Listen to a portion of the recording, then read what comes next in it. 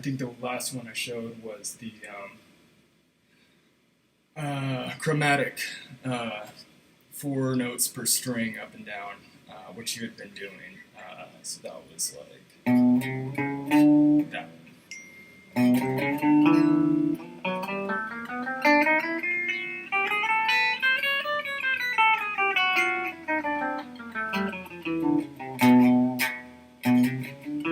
So this is just a few pointers to remember. The thumb, again, finding a good thumb position. For a lot of these, I usually find behind the index, for some reason, really is a good, comfortable positioning. And then, again, trying to hold that pinky, and then play the next note. Hear both ringing at the same time. And then saying, hold that index until you get the pinky in. And a crazy thing that this is actually developing, as much of a pain as it is it's almost like an intuitive foresight that you're developing in your fingers. So the reason that the pinky feels, a little lame compared to the other fingers a lot of the time is it's not naturally leading as much as your index would. So leading meaning like you're playing here, or you're playing here. This is a good example. And your pinky, it's not like you play this, move down. Your pinky, if you get it to do this, ring both, your pinky is going to develop this intuitive sense to lead. So you're still playing this, but your pinky at the same time is thinking ahead a bit and moving to where you want to be going. Like if you really develop a sense of where you want to be going, you can really start to get your pinky to lead.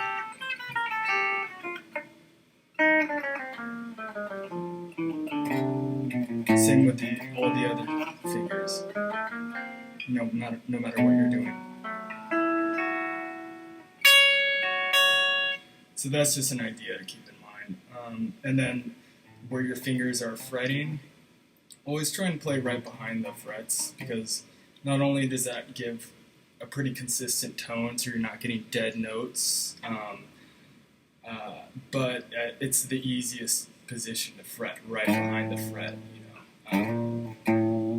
So always try and be right behind. And then when you're fretting with your fingers, I think I used the term, think of them as heat-seeking missiles, or like missiles coming down, the missile heads, like the tips of your fingers are arching over and coming straight down. So utilize your thumb in the positioning, and then just try and always make sure your fingers aren't fretting flat, You don't want this. You want straight down, like I'm exaggerating.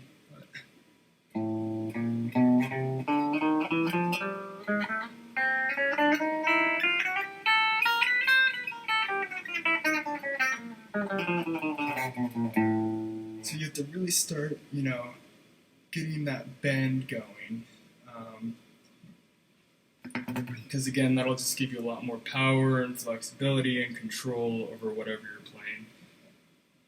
And you'll start to really want to feel that string on your fingertips. It's like if you feel it, you hit it off, it's going to bug you. And that's a good thing, because once you develop that accuracy, you can really get a better tone, better accuracy, better control by just always try and fret with your fingertips.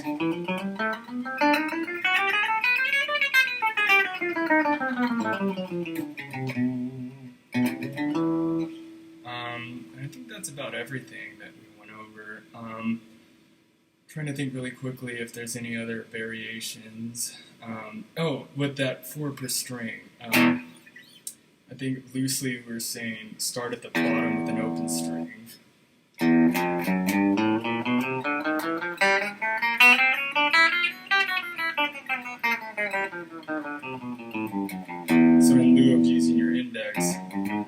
playing an open string. And then move up.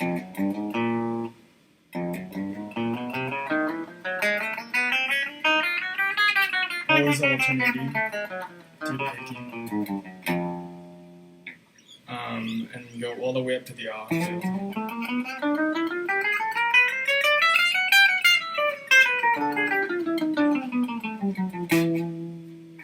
And then back down.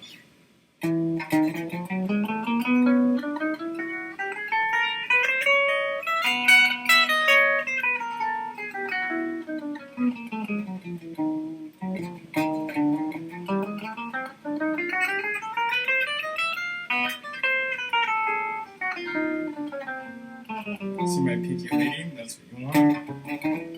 Same with the index. Before this is wrapped up its business, index is already moving on over.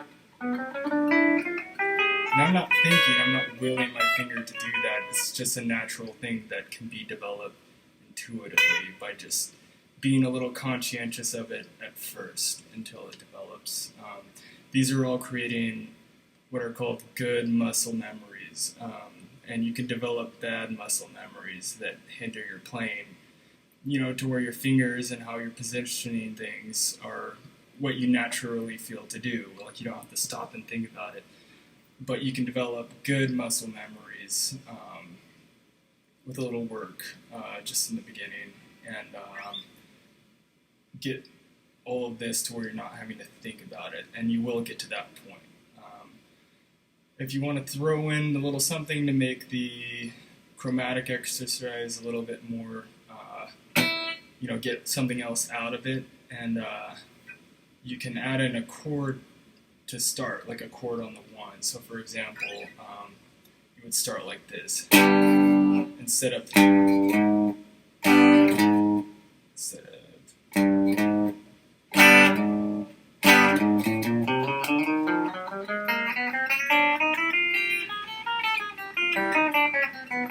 and then when you get back down,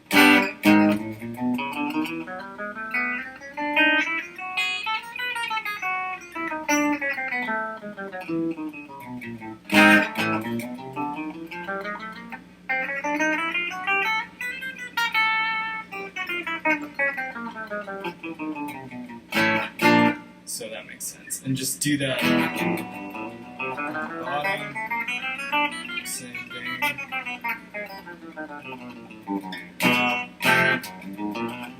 And that's a really great thing to develop because a lot of the time you're playing both chords and like single note ideas. So like,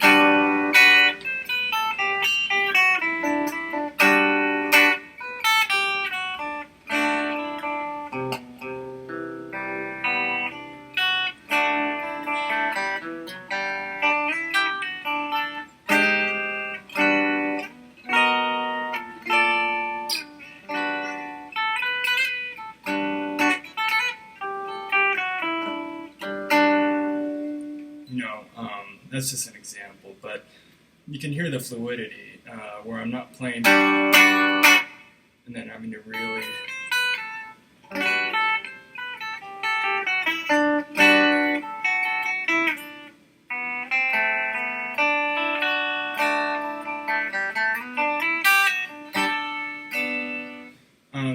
I'm just making stuff up, but you can see how that can really enhance what you're doing and make it a little smoother.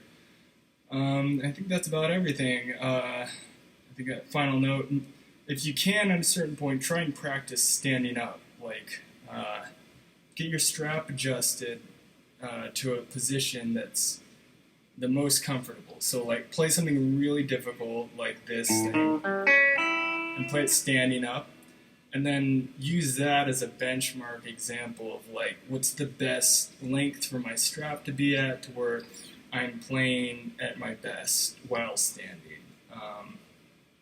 And find for the strap where you want it, left or right on your shoulder, wherever that feels comfortable. If it's too far out or in a certain way, it can like make your left arm feel a little bit hindered.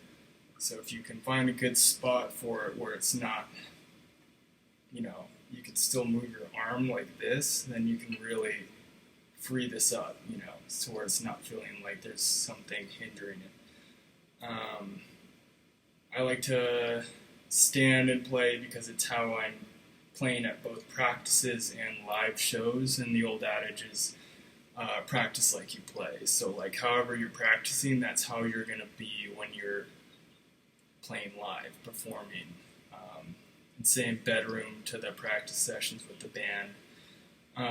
And it might seem like it'll make it all harder, but it's actually just adjusting a little bit to doing all of these exercises while standing. It's just the same thing, but and that'll help you a lot. You know, try, if you're singing and playing too, same idea. Try and stand while you're doing it, and try and stand while you're singing, doing singing exercises, because you practice like you play like you practice, and so practice like you play in a sense.